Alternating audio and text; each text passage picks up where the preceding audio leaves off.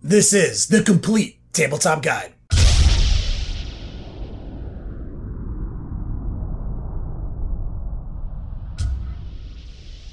Yo dog, Kenny Boucher here, next level painting, hitting you up. On the literal best of all days here in the Beats Lab in Hollywood, California, we're doing it again. About 2 years ago, I think, we did a daily studio series where we were painting a blue whore back in the old Durham Beats Lab back in NC. I hope to revisit the blue whore now that we actually have blue whore models. But today, I'm gonna reinvent it, and we are gonna bring you guys the complete tabletop guide. I'm gonna show you what brushes I use when, what types, what brands. I'm gonna show you what I use for my airbrush. I'm gonna show you all the colors, lots of the mixing techniques I use, and we're gonna take this blue whore and get them to the tabletop in 14 minutes right now in this video. If you're a new school viewer to our channel, this will be very helpful. This will be a complete guide to getting your models to the table for that big tournament this weekend or your own beer and pretzels night with your buddies. I still think there's plenty of content in here for all of our old schoolers. Thank you guys for all the support. We're going to be covering P3 formula, secret weapon, the army painter, GW paints, which I never use. This is going to be the best guide I feel we've done in a while for getting that model from zero to hero. If you guys don't mind, I'm going to shout out a couple of clutch individuals over on Patreon page. Yo, right up on deck, we got my man Justin, George, Steve, Max, Steven, Adam, Nate, Chris, Martin, Jason, Rebecca, Jake, Robert, Peter, and Cody. Thank you guys. I cannot do it without you. For early and VIP access to all these tutorials, definitely check us out on Patreon, guys. But anyway, let's jump right into it. The Iwata Eclipse, guys. This is the best airbrush in the game as far as I'm concerned. My #1 tool in the toolbox, combined with Airbrush Flow Improver from Vallejo. Never leave home without it. Alright guys, out the gate, Verdigris Blue from Secret Weapon Miniatures. This is their new 15. They are known for their weathering tones, but we're not going to weather with this. We're just going to raw dog, come straight in with this electric blue, and not even use it as intended. You'll notice that this blue whore is primed gray. Black and gray are both really good prime colors. I would always stay away from white. I like gray because I like the way my airbrush colors stick to it. But yo, I use black for years. Literally, whatever you're comfortable with, guys. This is not even remotely that big of a deal. Okay, so we're gonna do several thin coats here. We're gonna establish a nice solid base coat, that easy. We're gonna grab a P3 formula right here. Arcane Blue is one of the best highlight blues in the game. We're just gonna literally stir some right into the Verdigris Blue, that easy, guys. This is how I do everything. I mix them right in the pot. Add a little bit of flow improver back in if you think you need to. Make sure it's good and thin. Do maybe a couple of test blasts on a piece of paper, and then start thinly adding a couple of nice highlights from the top down. That easy, guys. The next level painting system always pulls the previous color when bringing the new transition in, so they marry together. There's a common link there. This is just one of many ways to do highlights. This is how I prefer to do it. I see in color. This makes me happy to see them build up immediately. Here we go. Looking its absolute best, getting a nice solid arcane blue highlight. What we're trying to do here is create nice transitions in muscles and definition. Now we're gonna go back to arcane blue. We cleaned the pot. Now we're finally going to the pure highlight color, you see? That's the system. Now we're gonna bring pure arcane in there. We're trying to create almost a glowing effect, but we're not totally going with he's glowing. We're going with he might be coruscating, living manifestation of magic, which is the fluff. We're trying to create some nice transitions with the airbrush. That's all I'm trying to do, is I'm trying to create cool transitions. A lot of times I don't even think about light. I just want my models to look interesting. That makes me happy. Now this video is about how to get your model to the tabletop. It's not 3 simple steps, it's just how I get it done. Sickly Skin, another P3 color. This is an off-white. Now we're gonna do the same thing. We're gonna marry the off-white into the Arcane Blue. Same deal right in the pot. Now we're gonna begin subtly introducing this new brighter highlight into the highest peaks, to the ends of those little tails whipping around, maybe the tops of his hands. We're not gonna undo all that Arcane Blue, we're just gonna add to it. It's very simple and subtle. We're gonna be using a lot of air on our trigger work and very little paint as you rock the trigger back with your airbrush. We're gonna be very subtle, a lot of air, and a little bit of paint. Feeling good about it. We're just, like I said, building it up. trying to make it more bright on his shoulders, trying to create maybe the subtle suggestion that he's glowing, creating that nice living flame, like I said, that physical manifestation of magic. I love the horrors. I love how they're just a giant mouth on a horrible little body. Guys are awesome. All right, Quick Shade Mixing Medium from Army Painter. This is one of the best products in the game for thinning down your washes. We're actually going to use Secret Weapon Blue. Now, this is the Secret Weapon wash, but I actually use a more of a selective glazing process. Check this out. We're going to be using a synthetic paintbrush. Loew Cornell. This is a really cheap paintbrush, and we're using synthetic right now because they don't really absorb a lot of liquid. You have to dip all the time, but that's what I want right now. I want really nice detail lining, but I don't want a lot of this wash that I mix down with this mixing medium to be on the bristles. I might lose control because I'm doing a very controlled pin wash here with this Super Blue from Secret Weapon Miniatures. Now, the Army Painter makes an amazing line of washes as well. I use them all the time. I'm using the mixing medium to thin down this product. I don't like Secret Weapon Miniature washes for an all-over wash. I like them for what we're doing right now. Where with the Army Painter washes, I would just go crazy and dunk this dude. But I'm going for a certain look here. So what we're trying to do is pull out the definition of the muscles with a real rapid-fire selective pin wash, finding those details, using this synthetic bristle brush, which has horrible absorption, to really lay down those details.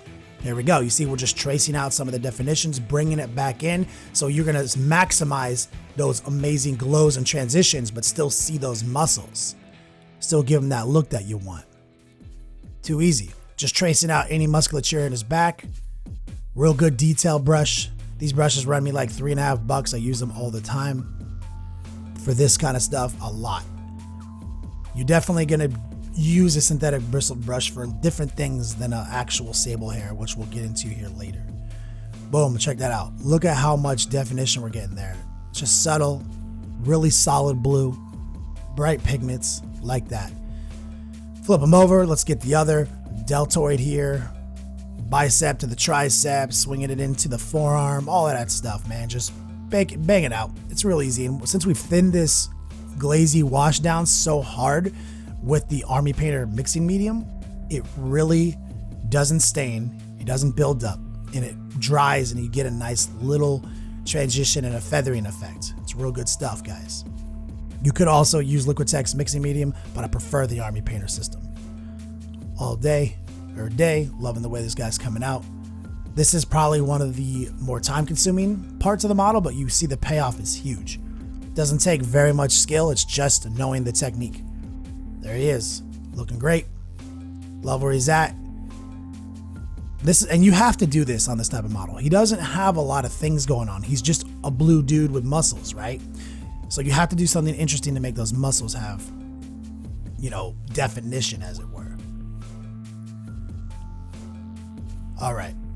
I'm pretty happy with what we're looking at. We're just introducing a little bit of water. We're thinning down some of this glaze, making sure it's looking its best. If I see anything building up, we're doing a spot check right now to whip it away, to wick it away, make sure it doesn't build up into crevices and dry, funky, or weird. That is something that you have to be aware of with a lot of washes.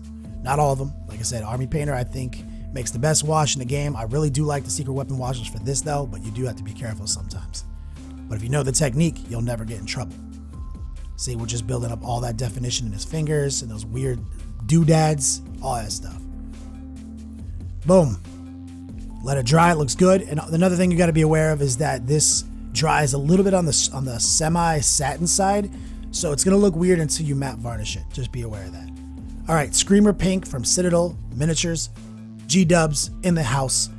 We're going to be using our Slow Fuse Gaming Wick Kalinsky sables now. These are actual sable hair brushes. So these are totally different. I use these for when I'm actually painting. You can load these brushes up, get some real good detail with them. I'm using the 00 in this shot right now. What's cool about it is once you load the brush up, even though there's, some water in the mix, it will stay loaded for a lot of strokes, guys. You don't have to keep going back in and dipping in the pot over and over again like you do with them synthetics. So I do love this. And I have my mobile thumb palette on the black glove there. Part of my system. That's my signature style. I like to bring my wet palette with me. 3-inch movement makes me happy versus taking my hand all the way over to the palette. That's laziness though. Screaming Skull, another G-Dub color. Love this color. This is a fun color. They market it as a layer, but I find it bases really well. We're gonna use this to quickly rapid fire get all the little fingernails, all the little doodads. Like I said, this guy doesn't have like all these armor bits and stuff, so you have to focus on some of the organic elements like his fingernails to create contrast. His teeth, whereas like a Space Marine, you paint the trim on his shoulder pads and the bolter casing. So you have to do your due diligence on models like this, get his little toes, and you see it's not very difficult. We're just staying busy, rapid fire, letting something dry, adding another color in, moving fast. Teeth now, real simple, using that Kalinsky 00, bow, pow. Real easy stuff. He's got some gangly ass teeth. Dude needs to see the orthodontist all day. Look at that. Ugh. Crazy ass mouth demon. Love these dudes. So basically, we're going to be switching over to an amazing color. Scale 75. These guys make amazing metallics. We're going to be using their Dwarven Bronze. You can use the Victorian Gold. Like, there's a lot of great colors in this line. This is a really solid, like, one and done coat metallic. It doesn't have like a lot of glitter flakes in it. It's just a real good lacquered looking metal. One of my favorites. It applies so easy. A little bit of water mixed in. Looks solid. So we're going to paint that arm cuffling gold. I like the contrast of gold here. We're just going to be very careful, make sure it's totally detailed out, looking its best. This is essentially his big major piece of jewelry. You want to paint that, make it look its best. It's going to be going a long way in selling the model as a completed miniature. Same deal, we're just going to be real simple. Paint the doodads on the knife. I'm not a knife scientist, I don't know what that's called. Handguard and knife dick. Not a big, I don't know. Black metal, scale. We're going to use this to paint the blade super fast. This is another amazing metallic from Scale 75. All these paints are just so handy, guys. Look at this. Pow. Such a good looking metal. All right. Pink Whore. Hilarious. Citadel Miniatures. G-dubs in the house. We're going to use this as the quick highlight to that tongue, that Screaming Skull, or fucking Screamer Pink. I don't know, man. We're just going to drop a couple of quick little highlights. It highlights so easy. GW does make a great product. I don't give them enough credit for how good their paints actually are. Mephiston Red. We're going to use this to start building up the last element of the base. He's standing on a little tuft of flame. So we're just going to thin this Mephiston Red down real quick. Paint the whole little dealie that he's standing on in red. Be very careful not to get it on the blue, that nice transition blue that we established. You are painting by numbers now. Be patient, be methodical. Do not get this red on the blue. You will be sad. Take your time. I think we switched up to the number 3 or number 2 bomb wick. We're not using the super skinny detail brush anymore. We're using one step above it. Getting a lot of absorption. Goes really far. All right, Troll Slayer Orange. This is still one of the best oranges in all painting lines. We're going to start blending it in with Mephiston Red, which is something GW never does in their videos. FYI, you'll notice they never blend their colors. It's like they want you to buy more colors or something. So I'm blending them together to get a nice transition. We're going to let it dry just, for a few minutes as we're moving and staying busy.